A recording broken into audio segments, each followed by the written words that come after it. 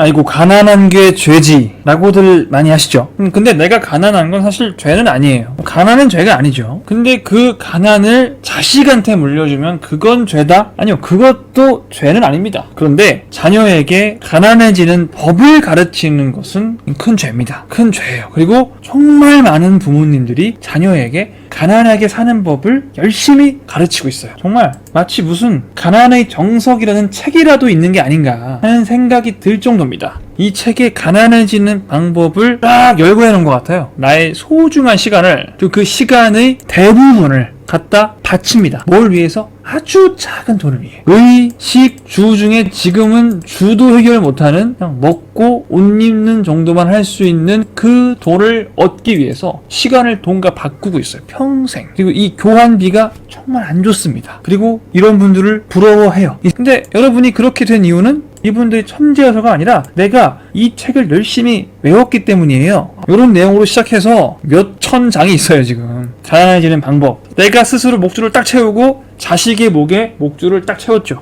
그리고 평생을 이렇게 살아요. 가난하게. 하지만 그건 죄가 아니에요. 자식에게 그 가난을 물려주는 것도 죄가 아니에요. 근데 자식이 이 목줄을 벗어 던지려고 할 때 이 목줄을 푸는 열쇠를 몇 개 가져왔는데 안 돼! 넌 이렇게 살아야 돼 라고 이 목줄을 붙잡는다면, 자녀에게 가난해지는 법을 계속해서 가르친다면 그것은 엄청난 죄다. 오늘 이 얘기를 한번 해볼 텐데 상당히 재미있는 이야기로 한번 시작을 해볼 거예요. 제가 방금 말씀드린 내용과 전혀 관련이 없어 보이는 이 상황, 지금 같은 부서에서 근무하시는 공무원 네 분이 식사를 하고 있어요. 점심 회식인데 점심 회식을 하는 와중에 뉴스가 흘러나옵니다. 압구정 현대 최고가 갱신. 이 이야기에서 우리가 시작해서 풀어나가다 보면 제가 말씀드린 요 얘기가 나올 겁니다. 자, 오늘 영상이 길 거예요. 길 텐데 여러분들 나는 이런 사람이 아니라고 생각할 수 있겠지만 여러분 상당수는 이런 사람이에요. 그러니까 오늘 여러분이 꼭 내가 뭔가 여태까지 잘못하고 있었구나, 좀 뭔가 바꿀 필요가 있겠다는 걸 느끼셔야 됩니다. 그걸 느끼고 싶으신 분들은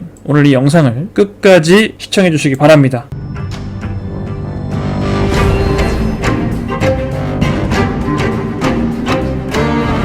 자, 여기 앉아있는 네 분은 모두 공무원이고요. 시청의 같은 과에서 일하시는 분들이에요. 자, 이 이야기의 주인공은 이석이고요. 이분이에요. 주무관, 말단 9급 공무원이고요. 이 오른쪽에 계신 머리숱이 없으신 분은 고과장. 이 중에 제일 높으신 분이고 엄청난 꼰대이십니다. 벌써 여기부터 뭔가 재밌는 이야기가 나올 것 같죠? 그리고 또 과장님이 한 분 더 있죠. 한 과장님이신데 이번에 새로 발령받으신 과장님이시고 고과장보다는 짬이 약간 아래이신 것 같아요. 그리고 마지막 맨 왼쪽에 계신 여자분은 최리, 계약직 사원이에요. 6개월 계약직. 이렇게 넷이 앉아서 점심 회식을 단란하게 하고 있는데 요 뉴스가 식당 TV에서 흘러나오는 거죠. 압구정 현대가 80억을 찍었습니다 여러분, 그러면서 누구나 이 소식을 들으면 일단 놀라긴 하죠. 아니 80억짜리 아파트가 존재한단 말이야? 일단 놀랍니다. 우리 한 과장님께서 나섭니다. 자, 압구정은 왜 압구정이냐?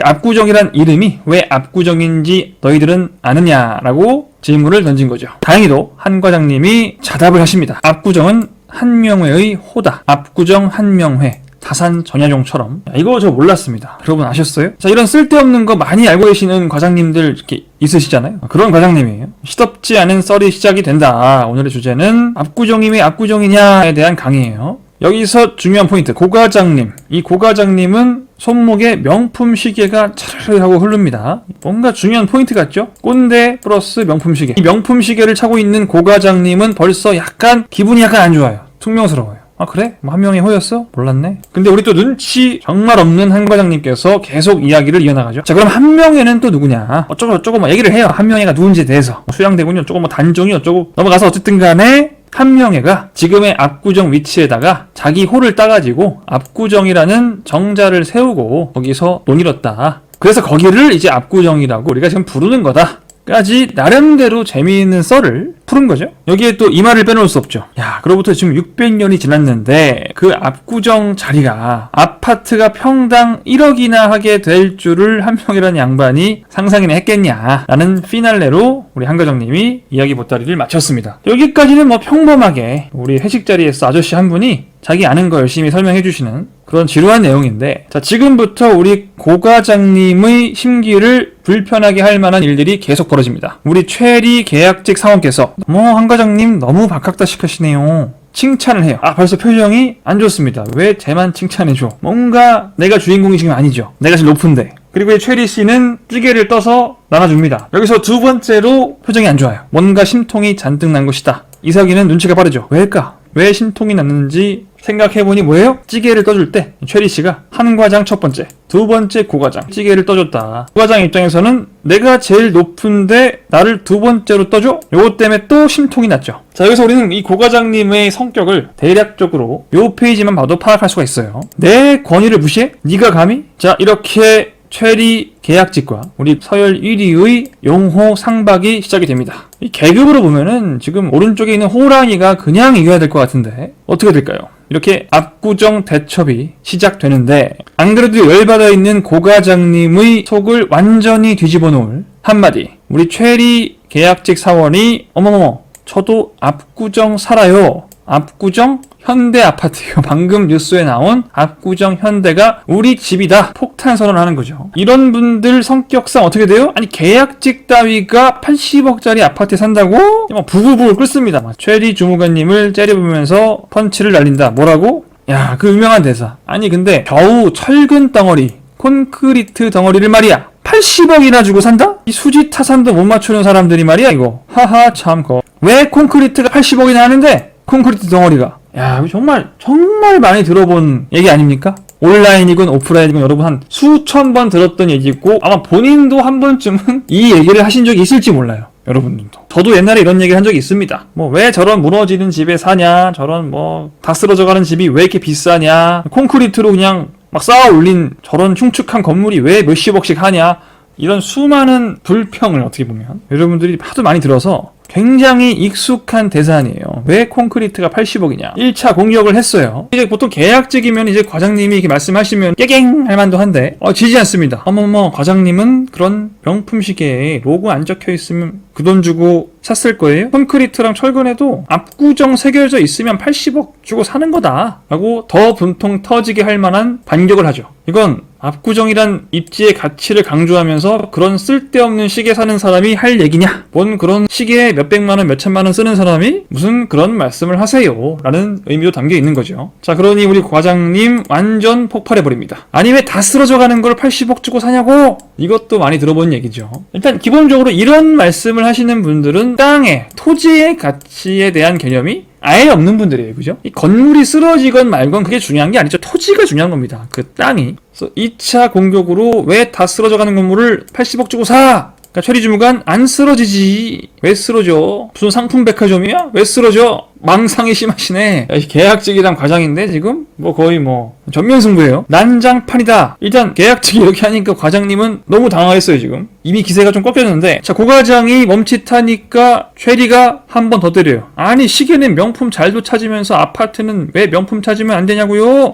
할 말이 없죠. 최리님이 마지막으로 끝까지 시계가 뭐냐? 서울 한복판에 600년 켜켜이 쌓인 세월만큼 견고하냐? 그리고 오메가? 롤렉스도 아니고 짭은 아니죠? 마지막 일격으로 카운터 펀치를 꽂아버립니다. 자, 논리에서 졌을 때 꼰대들이 하는 행동이 있죠. 너 몇 살이야? 여기서는 조직이니까 너 몇 급이야? 나 6급이야. 최리씨 당당히 얘기합니다. 나 급수 없어. 계약직이야. 무기도 아니고 그냥 계약직이야. 우리 고과장님 쓰러지고 말았어요. 졌습니다. 다운돼서 못 일어나요. 이제 패배를 확신한 한 과장님, 고과장님을 데리고 고과장님 나가시죠. 내가 괜히 압구정 얘기해가지고 미안합니다 하고 폐잔병 고과장님을 데리고 나가게 돼요. 재미난 승부는 이 도서, 여기 앉아있는 이석이, 이 친구의 이야기를 다룬 책인데 이분이 공무원 생활을 하면서 일어났던 일들을 아주 재미있게 쓴 책인데 거기에 이제 나오는 일하고요. 이쯤 되면 우리 최리 주무관님은 어떻게 압구정 현대를 가진 사람이 되었을까 궁금해지죠? 이분이 완전 자수성가하신 분이에요. 지금부터는 이분이 어떻게 이 자리까지 오게 되었는지에 대한 얘기를 해볼 텐데 이제 최리 주무관과 이 소설의 주인공인 이석이가 같이 식사를 하게 돼요. 최리 주무관이 이석이에게 어떻게 공무원이 됐어요? 라고 상투적인 질문을 하니 어쩌다 보니까 그렇게 되었어요. 그래서 주저주저 하다가 얘기를 해요. 저는 수능도 3번이나 보고 대학교도 자퇴하고 행시도 보다가 떨어지고 그 대안으로 9급을 봐서 어떻게 붙어서 들어오게 됐어요. 남들처럼 6개월 1년 만에 된 것도 아니고 산전수전 다 겪고 9급이 됐다 이런 얘기인데 최리 주무관님 한마디 하죠. 아이고 그게 무슨 산전수전이냐? 완전 온실 속의 하초구만. 저도 이 생각 들더라고요. 행시 3번 떨어지고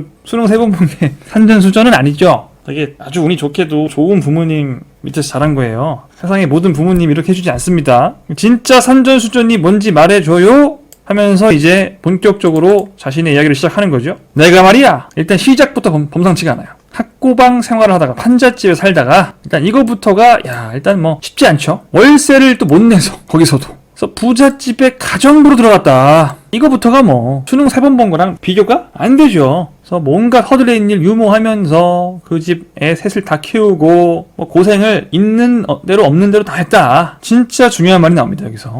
진짜 지금 생각해보면 정말 내가 멍청했던 게 지금 최리 주무관이 하는 얘기예요. 나는 날 때부터 남의 땅 부쳐먹고 사는 소장농이나 가정부밖에 못 되는 줄 알았어. 날 때부터 그렇게 낙인 찍고 나와서 내가 이 성북동 부잣집 아나님처럼은 절대 못 되는 줄 알았다고. 그러니까 애초에 이런 부잣집 사모님 그리고 소장농 가정부는 애초에 정해져 있다. 한번 이렇게 살면 이렇게 살 수밖에 없다라고 생각했다는 거예요. 그래서 이 집에서 8년을 일을 했다. 자세한 얘기는 이 책의 뒷부분에도 따로 나오니까 참고해보시고, 오늘 중요한 얘기는 그게 아니고요. 최린 주무관이 지금도 부모를 원망스럽게 생각하는 점이 하나 있는데 이게 뭐냐, 이게 진짜 김밥, 과일 이거 미친듯이 팔고 봉제 공장에서 12시간 동안 일을 해보니까 우리 부모가 원망스럽더라. 왜 우리 부모님은 그 깡촌 의천에서 남의 땅을 소작해서 근근히 가난하게 평생을 살았을까? 왜 그렇게 멍청이처럼 고집스럽게 그 자리에 머물러서 스스로 노예처럼 가난한 삶을 고집하고 자식인 나에게도 그 노예 근성을 그대로 물려주어서 내가 8년씩이나 가정부로 노예처럼 일을 했는지 징그럽도록 원망스럽더라. 옛날 노예들은 강제로 노예로 끌려온 거지만 나는 왜 강제로 누가 그러라고 떠민 것도 아닌데 스스로 노예가 된 것이냐. 제일 중요한 문장이죠. 가난한 부모는 가난한 게 문제가 아니다. 끔찍한 건 가난이 대물림 되는 게 아니다. 이것도 아니다. 진짜 끔찍한 건 가난한 부모의 노예 근성이 대물림 되는 게 가장 끔찍한 것이다. 자, 이게 오늘 이 이야기 보따리를 들으면서 여러분이 생각하셔야 될 가장 중요한 부분입니다. 제가 정리를 해볼게요. 자, 여러분, 가난한 건 죄가 아니에요. 가난은 죄가 아니죠, 당연히. 불편한 거지. 자, 그리고 가난을 자식에게 물려주는 것도 죄는 아니에요. 보통 가난은 되물림이 거의 대부분 됩니다. 근데 가장 큰 죄는 뭐냐? 자녀에게 가난해지는 법을 평생 가르치는 것은 큰 죄다. 자녀에게 노예로 사는 법을 열심히 가르치는 것은 큰 죄라는 거예요. 이런 죄를 짓지 말자는 거죠. 내가 가난을 물려주는 건 괜찮아요. 왜? 자녀는 지금 가난해도 부자가 될 수 있거든요. 충분히 그럴 수 있습니다. 그런데 내가 가난을 물려주면서 가난해지는 법을 지속적으로 교육한다면 우리 자녀는 절대로 이 가난에서 탈출할 수가 없어요. 절대. 이건 내 자녀에게 엄청난 죄를 짓는 거예요. 가난을 물려주는 거 괜찮아요. 그럴 수 있죠. 하지만 절대로 가난해지는 법을 고집스럽게 가르치지 마라. 나는 아니겠지 하시는 분들 중 상당수가 가난해지는 방법을 자녀에게 죽기 살기로 전파하고 있습니다. 이 책에 써있나 봐요. 주식하면 패가 망신한다. 우리 IMF 때 시련을 맛봤던 부모님들이 입버릇처럼 하는 얘기죠. 주식하면 패가 망신한다. 너 사업한다고? 너 사업하면 굶어 죽어. 절대 하지 마. 무조건 꼬박꼬박 월급 받고 사는 게 최고인 거야. 그거보다 좋은 게 없어요. 이러니 대한민국은 서울시 구급 공무원 경쟁률이 400대 1이 나왔던 나라가 되는 거죠. 정말 신기한 나라입니다. 그리고 늙어서도 일할 수 있는 게 행복한 거죠. 늙어서 일하는 게 행복한 게 아니에요. 여러분, 누구나 경제적인 자유를 누릴 수 있습니다. 왜 늙어서까지 일을 해요, 내가? 물론 너무 일을 하고 싶어서 하는 거야 뭐 괜찮지만, 보통은 내가 경제적 자유가 있다면 늙어서 물론 뭐 일주일에 한두 번 일할 수 있겠지만 와서 뭐 금, 토 막 일하진 않죠. 하루에 10시간씩 그렇게 하진 않아요. 보통은 선택권이 있다고 하면. 그건 행복한 게 아니에요. 이거 외에도 뭐 엄청 많죠. 이 책 한 권 쓸 수 있을 정도로 많은 바이블이 있어요. 가난해지는 방법에는 정말 여러 가지가 있습니다. 여러분, 이 가난의 정석을 자녀에게 평생 동안 가르치지 않으셨나요? 이 가난의 정석을 열심히 공부하고 살아온 여러분이나 그걸 배워온 여러분의 자녀나 우리가 살아가면서 너무나도 가장 중요한 가치인 내 귀중한 시간을, 이 시간의 대부분을 우리가 아침에 일어나서 잘 때까지 존재하는 시간이 이만큼이라면 거의 대부분을 뭐랑 바꾸냐? 아주 작은 돈과 바꾸며 삽니다. 아주 미약한 돈, 정말 의식주만 어떻게 간신히 해결할 수 있는, 요즘은 주도 해결 못하죠. 요 돈 가지고는 거의 의식밖에 해결이 안 되는 아주 작은 돈을 갖기 위해 내 모든 시간을 다 갖다 바쳐요. 이렇게 할 수 있는 모든 방법이 다 이 책에 나옵니다. 근데 막상 이런 작은 돈을 벌다 보면 누가 부러워요? 이 가난의 정석을 지키지 않은 사람들. 우리 당근마켓 대표 김재현 대표님. 이분 네이버 카카오를 퇴사하고 당근마켓을 만드신 분이에요. 아우, 이 정도면 굉장히 좋은 회사인데, 그죠? 그리고 여러분 다들 아시는 우리 슈카월드, 슈카님. 펀드 매니저 그만두고 경제 이야기를 하시는 유튜버세요. 또 유명한 신사임당님. 방송국 PD 그만두고 월 1억 8천, 지금은 아마 더 버실 거예요. 월 1억 8천을 버는 부자가 되는 길을 선택하신 분들이죠. 이걸 계속 하다 보니까 이 사람들이 부럽긴 부러워요. 너무 부러워. 근데 생각해보니까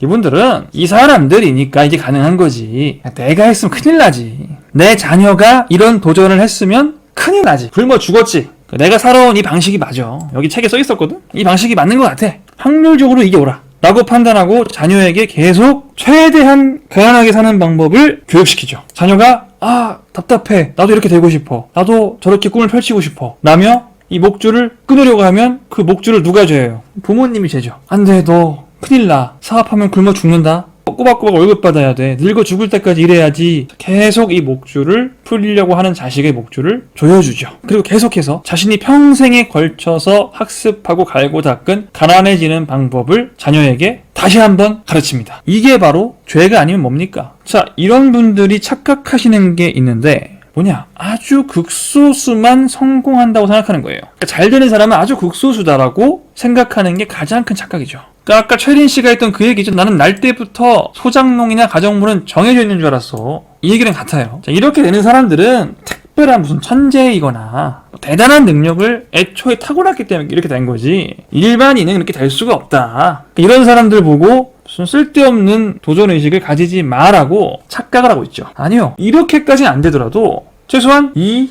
굴레에서 벗어날 수는 있죠. 그건 되게 쉽습니다. 물론 이렇게까지 성공하는 건 쉽지 않아요. 근데 이걸 단순히 벗어나서 월 1,000, 월 2,000, 월 5,000을 버는 건 그렇게 대단한 사람들이 하는 게 아니에요. 여러분 지금 딱 들었을 때 평생에 걸쳐서 이 학습을 하다 보니까 그래도 월 2,000 버는 건 좀 많이 좀 어렵지. 정말 대단한 사람들이나 그렇게 하는 거 아닐까? 라는 생각이 일단 들죠. 거기부터가 많이 배우신 겁니다. 이 가난의 정석을 여러분 지금 학습을 많이 했어요. 이 대한민국에 사시는 분들은 대부분 학습을 많이 했거든요. 저도 했었고. 어떻게 보면 이 최린 씨와 같은 삶을 살다 보면 좀 이 이론이 잘못됐다는 생각을 조금씩 하는 것 같아요. 예를 들어 저의 얘기를 좀 해보면 저는 학창시절에 이 과외를 되게 많이 했었어요. 과외를 가르치는 거. 저는 고등학교 때부터 이 과외를 했었는데 제가 고등학교 때 과외를 받는 게 아니고 고등학생인데 더 이제 저학년 학생들을 가르친 거죠. 처음에 막 10만원 받고 했던 기억이 납니다. 한 달에 10만원.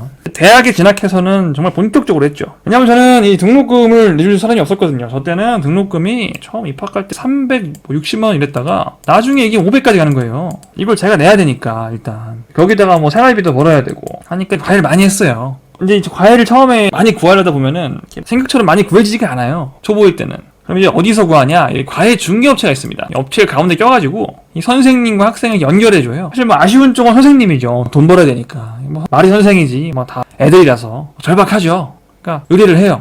그럼 학생을 컨택을 해서 학생이 오케이 하면은 이어줍니다. 이어주고 그럼 한 달에 30만 원으로 뭐 한 달 하기로 했습니다라고 하면 여기서 21만 원을 떼가요. 얘네들이 70%를 중개업체에서 떼가고 선생님은 9만 원 가져갑니다. 첫 달 해보고 안 잘리면 두 번째 달부터는 다 내 돈이에요. 30만 원이. 첫 달만 21만 원 떼고 뭐 괜찮네라고. 어쨌든 구하긴 구해야 되니까. 이거 안 하면은 뭐 그 당시 편의점 가서 알바하려면은 시급이 3,100원이었어요. 그거보다는 이게 낫죠 그래도.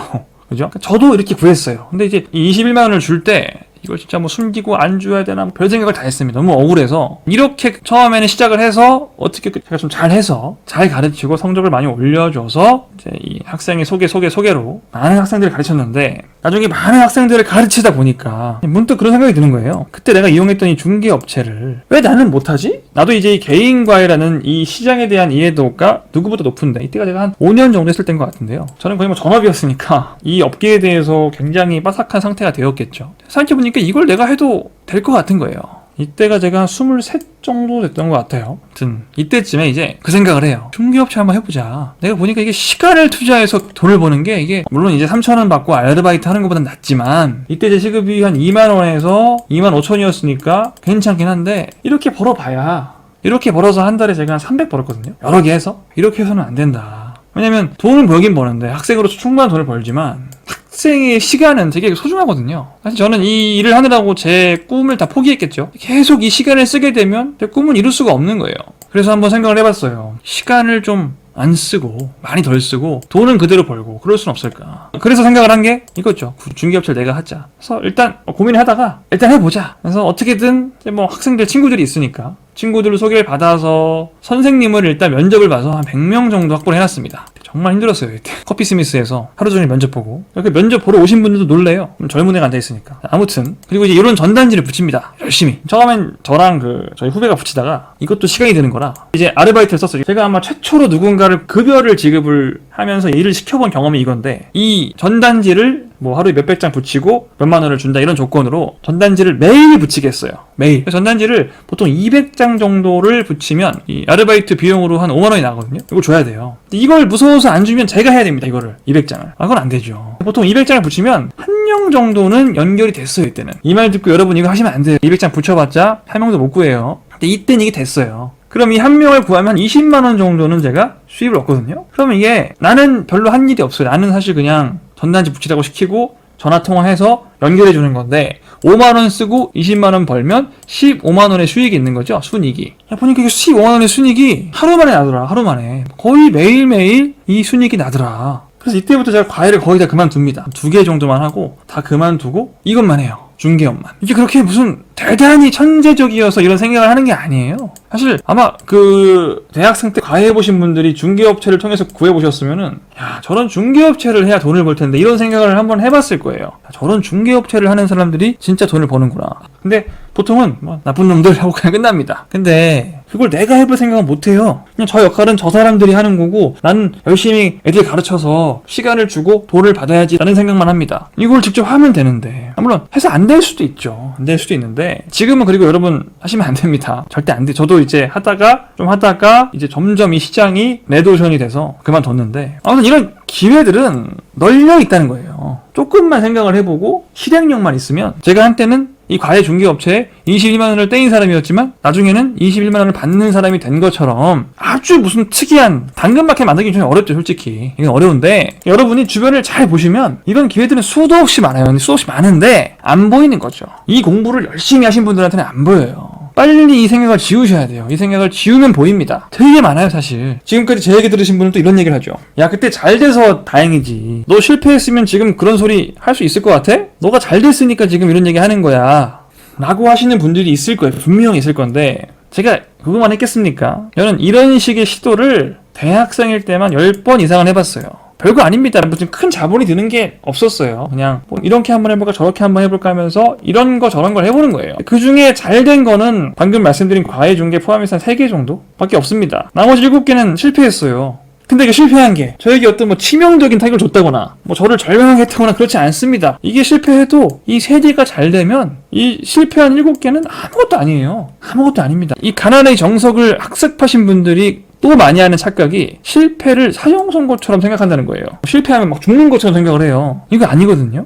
그러니까 이게 무슨 뭐 자본이 아주 많이 들어가는 어떤 큰 사업을 갑자기 하게 되면 실패했을 때 진짜 뭐 타격이 크긴 하죠. 그래도 사형 선고는 아닙니다. 다시 일어설 기회는 언제든지 있어요. 근데 나는 그것도 부담스럽다. 아니, 요즘은 사실 자본이 거의 없이 뭔가를 할 수 있는 방법이 너무 많아요. 뭐 예를 들면 뭐 스마트 스토어. 우리 신사임당님이 스마트 스토어 강의도 하시는데 물론 안 될 수도 있죠. 근데 해볼 수 있다는 거예요. 이 스마트 스토어가 망한다고 해서 여러분이 뭐 1, 2억이 날아갑니까? 그렇지 않아요. 거의 금전적인 타격이 없습니다. 그냥 내가 시간 투자했는데 좀 안 됐네? 그것뿐이에요. 잘 되면 좋은 거고. 아마존에서 부자 된 사람도 많죠. 여러분 아마존 하는데 돈이 되나요? 1억 투자해서 하나요 아마존을? 아니죠. 그냥 할 수 있다고요. 여러분이 안 배워서 그렇지 배우면 할 수 있는 거예요. 내가 뭔가 물건을 사고 파는 거에 좀 관심이 있으면 오프라인 가서 매장 내서 몇억 투자하지 마시고 자본 없이 시작할 수 있는 방법이 충분히 많다. 그리고 뭐 저도 유튜브를 하지만 요즘 유튜버들도 수익이 많습니다. 조금만 잘 돼도 월 몇백 버는 거는 그렇게 어렵지 않거든요. 그리고 유튜브가 한번 잘 되면 이걸로 할 수 있는 다른 것도 되게 많아요. 여러분 유튜브 하는데 뭐 돈이 듭니까? 자본의 위험성이 없어요. 요즘 4차 산업혁명 시대로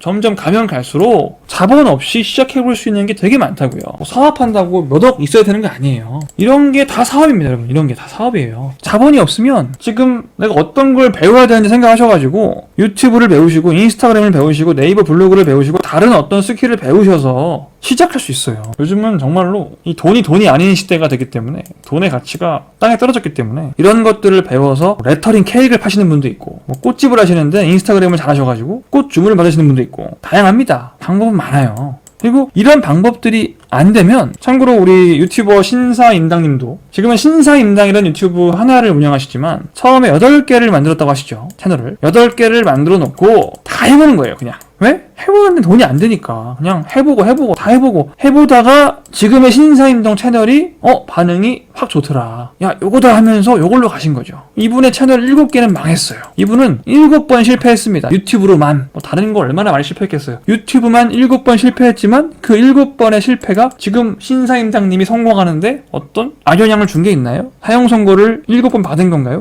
전혀 아니죠. 전혀 아니에요. 이걸 이렇게 생각하는 순간 나는 평생 가난의 정석을 열심히 공부했습니다라는 어떤 인증이 되는 거예요. 빨리 이 생각에서 벗어나셔야 한다.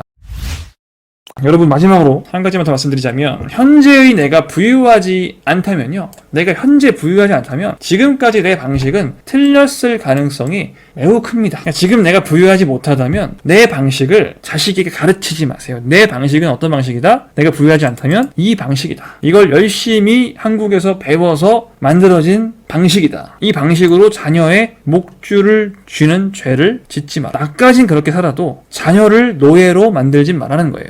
자녀를 못 도와주겠으면 최소한 이 목줄을 조이지는 마라. 자녀에게 좋은 길을 알려줄 수 없다면 목줄을 조이는 것만큼은 하지 말라는 거죠. 제발. 영원히 이 자녀가 또 그 자녀에게 가난의 정석을 대물림하는 그런 죄를 짓지 말자는 게 오늘의 주제입니다. 제가 하고 싶은 얘기는 여기까지고요. 아직 궁금한 게 있죠. 이 최리라는 사람이 정확하게 어떻게 압구정 현대까지 들어갔는지 그 과정, 상세한 과정. 아니 그리고 이 사람은 왜 압구정 현대 살면서 6개월 계약직을 왜 하는 거야? 뭐야 이 사람? 이런 소소한 궁금증들은 책을 보시면 다 풀리니까 월 200도 못 벌면서 집부터 산 31살 이석이 이야기 1권, 2권이 있는데 일단 재미있어요 책이. 그냥 재미있는 책이니까 한 번씩 읽어보시길 추천드리면서 오늘 영상은 마치겠습니다. 여러분 다음 시간에 만나요. 안녕.